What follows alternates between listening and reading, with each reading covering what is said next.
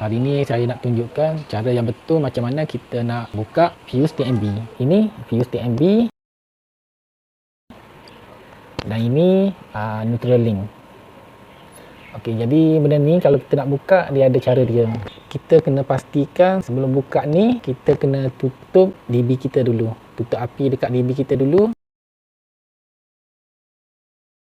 Baru kita boleh tarik benda ni. Jadi kira fuse-nya antara yang terbaru lah. Dia ada lagi yang baru ni. Kalau yang jenis lama, dia ada banyak jenis.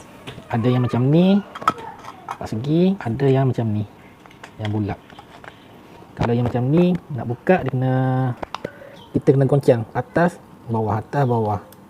Macam tu, goncang sambil tarik. Okay, dah macam tu. Yang ni pun sama juga. Atas bawah, atas bawah. Cuma yang ni ketat sikit lah. Macam tu. Jadi kenapa kita kena tutup api dulu dekat dalam? Sebab kalau kita tak tutup api, nanti masa kita tarik ni, bila dia nak keluar ni, nanti ada sparking kat sini, antara sini ke sini. Bila ada sparking ni bahayalah. Kalau tangan kita basah, silap-silap kita pun kena karang. Jadi sebab tu kita kena tutup api dekat dalam rumah dulu, dekat DB board dulu. Yang ni pasang, yang ni pasang macam ni lah. Otak sambil tolak, sambil goncang tolak. Yang ni pun sama juga. Yang ni kena pastilah, sebab sini ada skru. Dekat sini pun ada skru.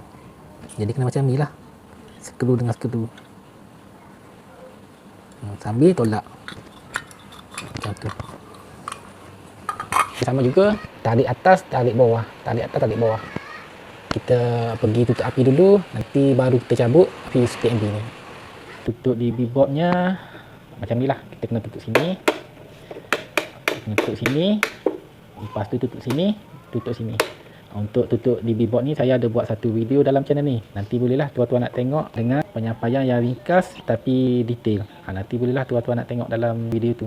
Okay, sekarang kita dah tutup api dekat mainboard. Jadi kita pergi balik dekat fuse TNB tadi. Caranya kita ni lah, macam tadi. Ini tarik bawah, tarik atas, tarik bawah, tarik atas sampai tercabut. Goncang macam tu.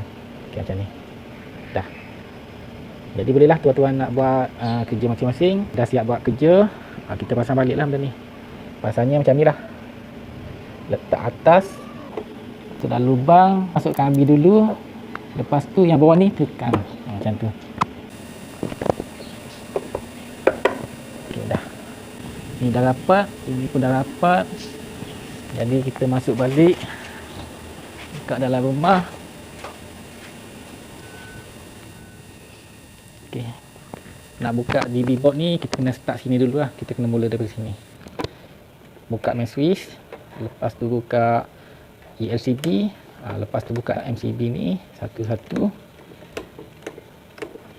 Okay, dah siap macam ni lah.